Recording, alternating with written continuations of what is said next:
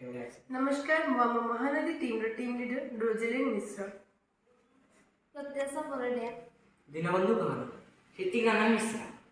आजिकार समाज में नारी मानकर सुरक्षा एक विशेष गुरुत्वपूर्ण विषय हो सारी कहीं जितेबले आम नारी मैंने बाहर को बाहरती कि कार्य क्षेत्र फेरती से समय आम नारी मान असुरक्षित मन हुए।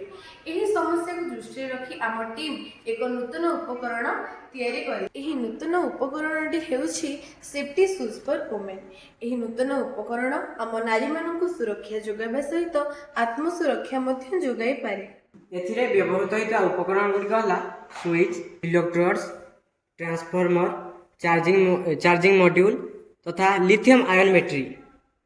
आयन बैटरी लो वोल्टेज को ट्रांसफॉर्मर पाखापाखि 40 गुणा अधिक शक्तिशाली करी आगरे थिबा इलेक्ट्रोड्स रे शक्त विद्युत झटका अनुभूत हुए। यह व्यवहार करी निज आत्मसुरक्षा करि परिबे।